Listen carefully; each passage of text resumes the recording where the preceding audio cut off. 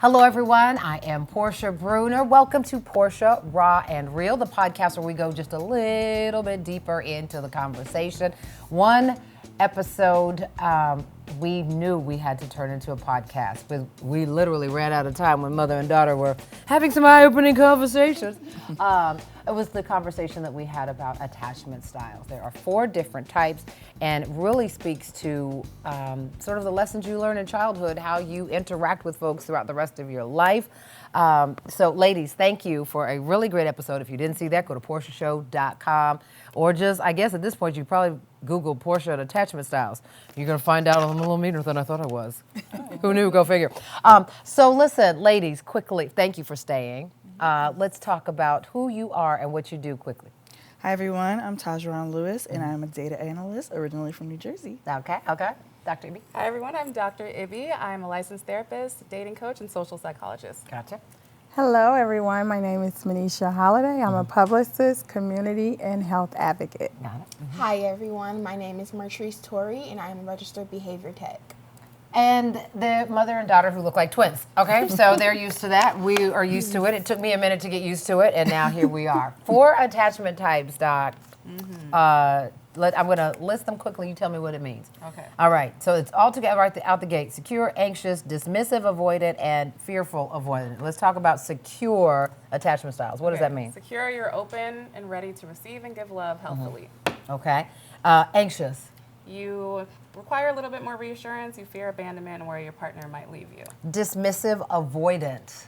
You are hyper independent. You kind of operate as an island. You want your partner to figure things out on their own while you figure things out on your own. Gotcha. Fearful, avoidant. You have a combo package. So you might have a little bit of anxious tendencies, but then you shut down and run away. Gotcha. Where did these come from? What's the origin of these attachment styles? They originated, John Bowlby. He conceptualized attachment theory back in like the 1960s, and he just identified like how we form attachments to our caregivers, and then later on it expanded to your romantic partners, your friendships, work relationships, and things like that. Gotcha. We talked about it briefly in the show, so I'll go ahead and give it away. Everyone describes themselves as a secure attachment type, and Dr. Ibby was like, well, everyone thinks they're secure. No shade, Right. but there's some other layers. Explain. Other layers. A lot of people think they're securely attached because it's ideal for one, right? And then when the way you see yourself, sometimes avoidant tendencies are similar because avoidants, they might communicate, they're hyper independent, they do really well at work and at school, so they think, oh, I'm secure, you know? But when you dig deeper, there's some emotional unavailability usually going on. Yeah. So, okay. So in the show, you all said secure. After the conversation, do you feel like you learned something about yourself that makes you want to recategorize your attachment style? Tosh?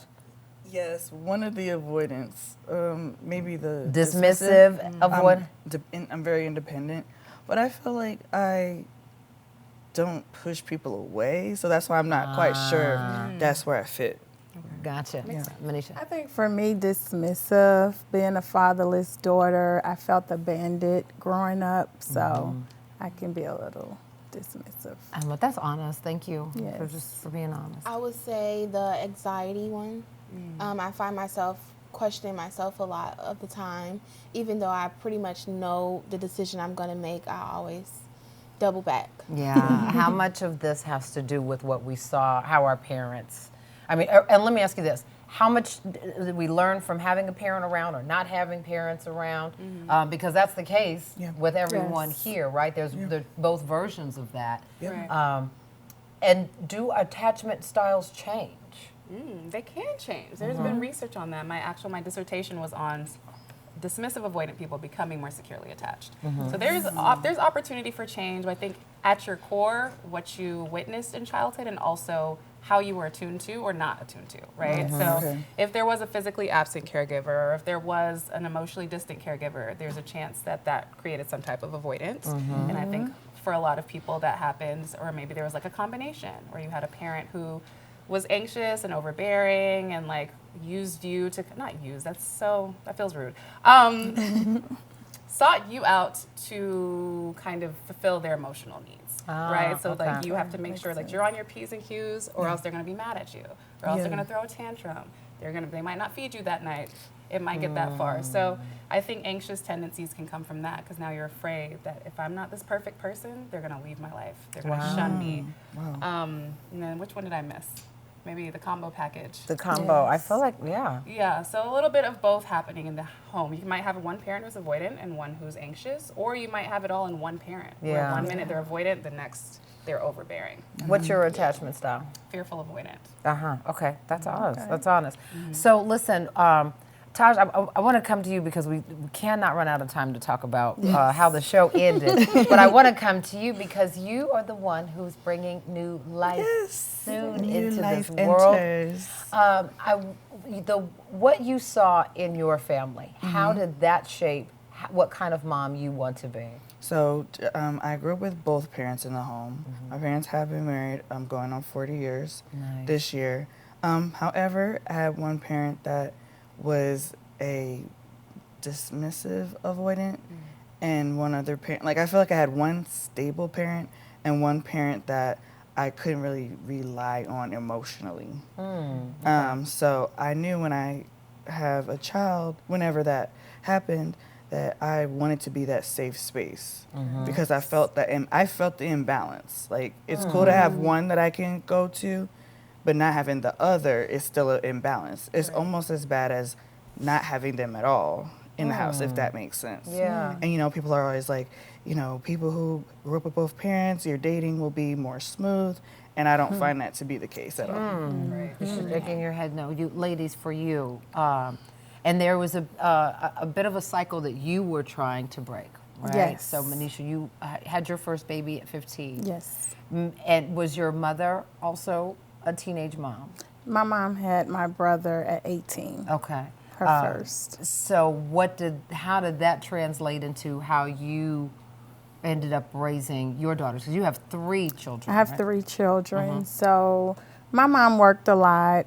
She was a single parent as well of 3 children. And growing up, I saw her outside of the house just working, trying to provide for me and my siblings.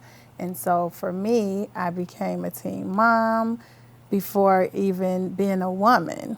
And so I had to immediately change my mindset from being a teenager to now I have a whole life that I'm responsible for. And with God, you know, you can do all things. I just felt like, you know, learning and seeing how my mom cared for us being a single parent, I needed to do the same. But one thing that I carried over was that I didn't have a dad growing up. So I wanted to, no matter what my relationships was like with my children's father, I was going to make sure that their father was not absent in their life and keep that door open from what we're going through to raising, co-parenting and raising our children together. So, Martrice, how did that translate for you as the middle child?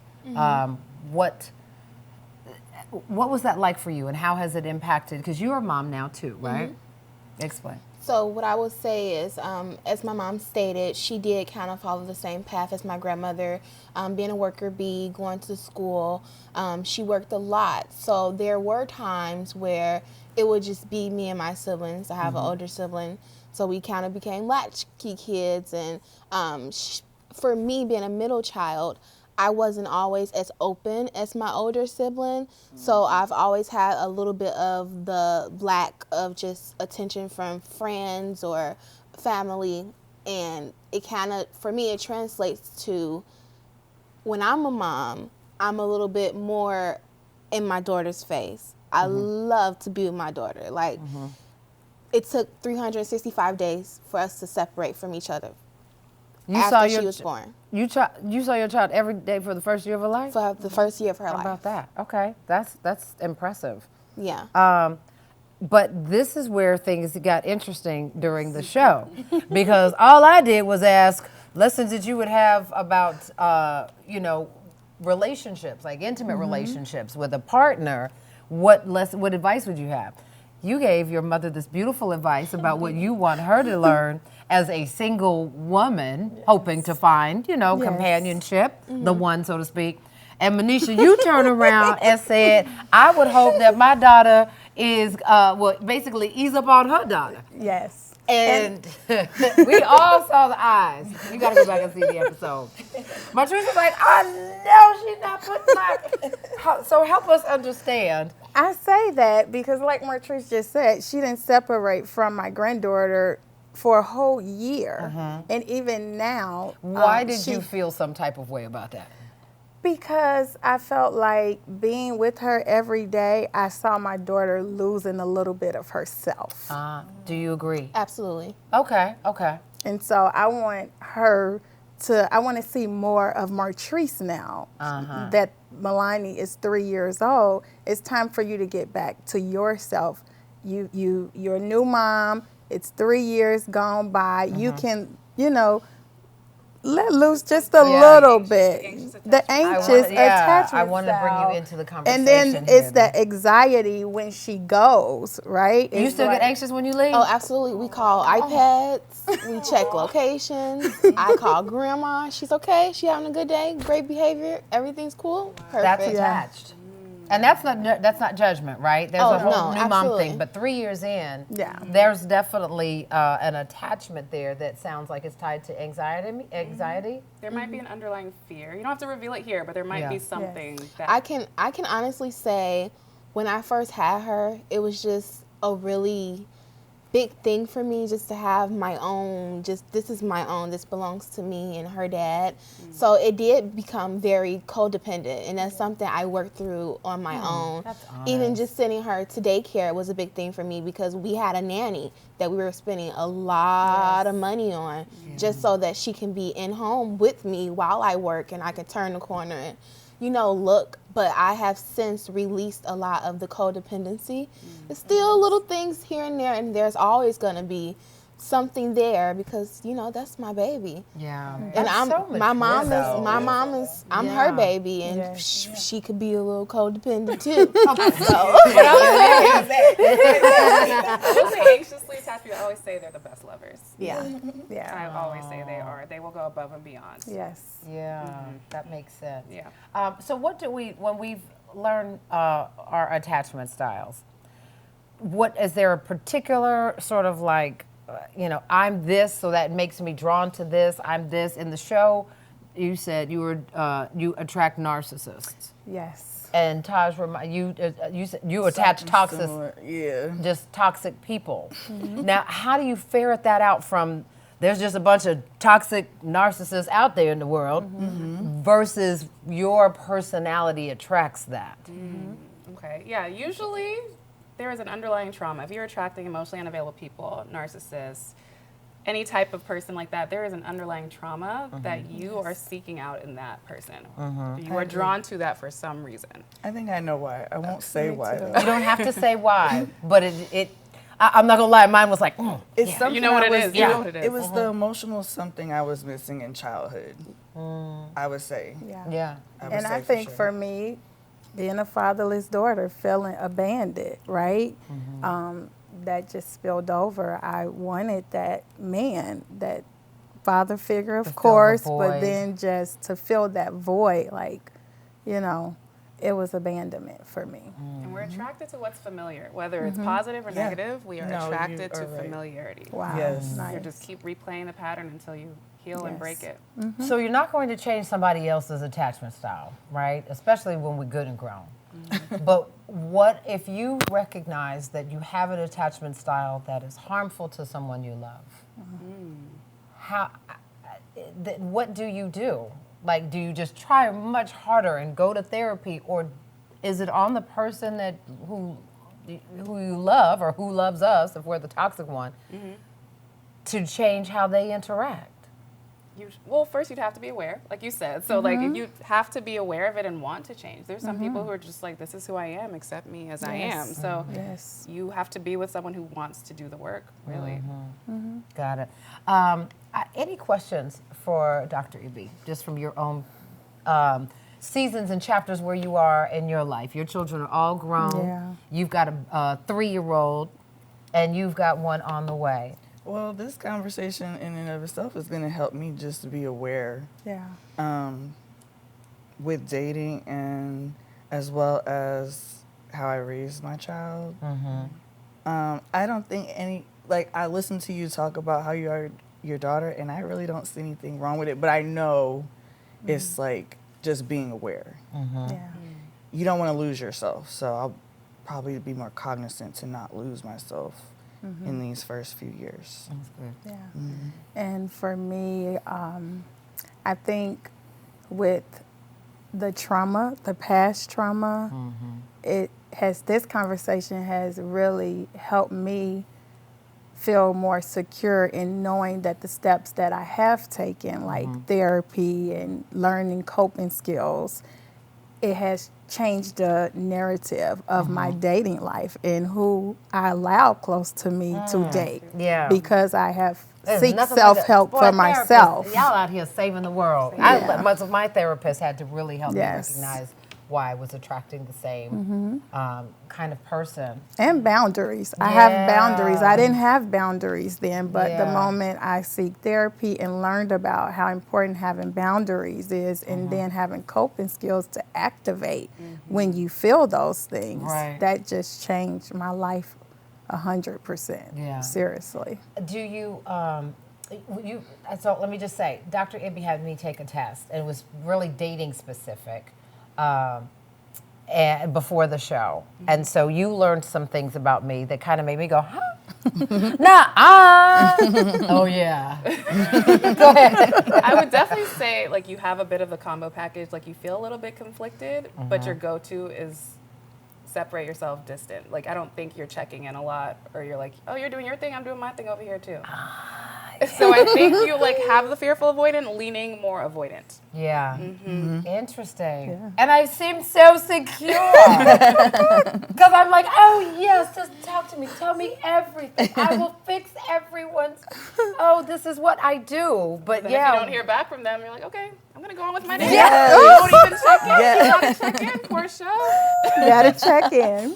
Okay, during the time that I'm taping the show, I don't mean any harm. I'm just busy. But you're right. You do have to Like a follow securely up. attached person will go out of their way to be like, hey, I'm just checking in. And for me, communication is important. If we're going to keep up with this dynamic, Yeah. then we need to work on that. Uh-huh. An avoidant person's out of there. Well, Just gone. I don't just like what they used to say back in the 80s, Audi 5000. I don't just pure. But yeah, the reciprocity is important for me Yeah, too. for sure. Yes. So if I think just the pride of being 51 years old and single, like I ain't chasing it. I'm not chasing. But I feel like if you put yourself out there, express interest, and I think Yes. that's for anybody, right? Yes, We've got yes. a woman from every generation here, so to speak. You put yourself out there and there's, some hesitance or some reservation, then I'm hesitant to pour too much into, right? We're grown. Like, Right. reciprocate. It's not that hard. understandable. It's really not that hard. It took me a while to get here, but it's like I'm not going to spend a whole lot of time on somebody who doesn't think that I'm worth the Absolutely. time in return. Absolutely. But that doesn't make me. That's not mean though, right? No, that's needed. Yeah, Boundaries. I'm like, Yes, Boundaries boundaries. for That's your sure. boundaries. It just depends on how you go about it and if you're communicating how you feel about something before you let the person go. Yeah. Give them a chance. Biggest lesson as we wrap up here, Doc, that the biggest takeaway here, I'd like to hear from all of you, but I want to end with you, what you want people to understand about knowing your attachment style, and that it's different from love language, right? Right. But I want to start here with you, mom and daughter. One thing that I can take away from this is I can now look at the people in my life and see their attachment style and how it relates to me in my relationship with them and kind of fluctuate to make sure that we have a great balance and I'm also being understanding of who they are. Maybe, and not taking some things so Yes. personally. right? Absolutely. Yeah, I agree. Yeah, when you're like, oh, that joker don't mean any harm. Let me text him back. Go ahead. The take for me that I would take away is just stepping back a little bit from my children and just allowing them to be who they are without always, I have to know everything. Like everything. Yeah. You know, I have to know what my children are into, where they are, what you're doing, what you do today. You still have locations on them? We all have locations. We Oh, have, but that's what you're all doing then. Everybody's agreed to we that. agree to it. We have group texts where we're texting each other at How least often 5. do you check locations? I guess that's the more, because For me, every day. We all do. Before I close my eyes, I need to know that my sister made it home in Chicago. My mom, my brother, Yes, my seriously. partner, my daughter. they sound Yes. so Yes, secure. Yes, we are. Safety though. What is that eyeball, Dr. Ibby?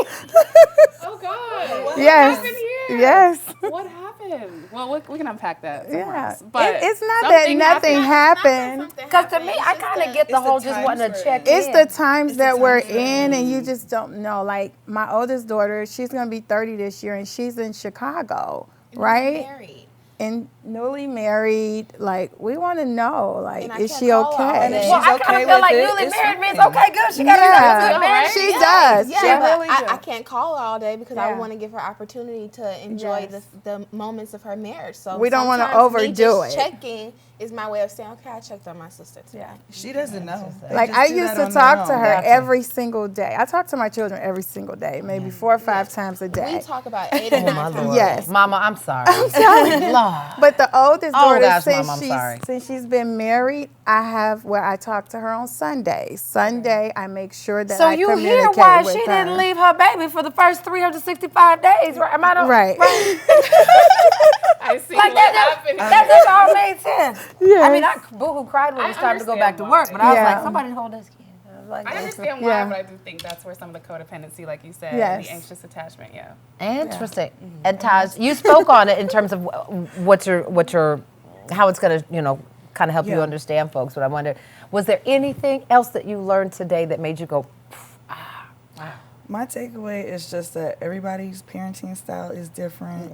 Yeah. But really just let your child be who they are and be their safe space. Right. Just be wow, their that safe safe Yes. space Absolutely. point? Yes. Final thoughts, Doc? I would say remember that there's no bad attachment style, right? Okay. So there Oh, are that's good to positives hear, in yeah. each one. Like the goal would be to become more securely attached, but also lean into your strengths. As an anxious, you are a lover, you're a giver. An avoidant, you teach people that they don't need to depend so heavily on the other person. They can Yes. relax, they can take a step back. And then fearful avoidant as well. You have a combination of both. So try to lean into the positives and don't beat yourself up if it's about That's it. good. Great. Tell people where they can go to your website and take the attachment style test. Yes, you can go to www.auroraLoveRelationships.com. Aurora Love Aurora Love. Relationships. Thank you so much. This has been so, I appreciate everyone being so candid. Mom, I'll call more often. I will do better. Oh my gosh, and I might return that other text. All right, so thank you. I kid. I make a joke. Listen, I thanks so much for watching. I'd love to hear what you thought. Please, we would love to hear what you learned from this conversation with Dr. Ibby. And we will see you on the next episode of Portia. Don't forget, if you want to go watch the show, if you didn't get to see the show where these lovely ladies shared their stories, that's PortiaShow.com. And we'll catch you weekdays in Atlanta, San Francisco, Orlando, and weeknights on Fox Soul. Thanks for watching.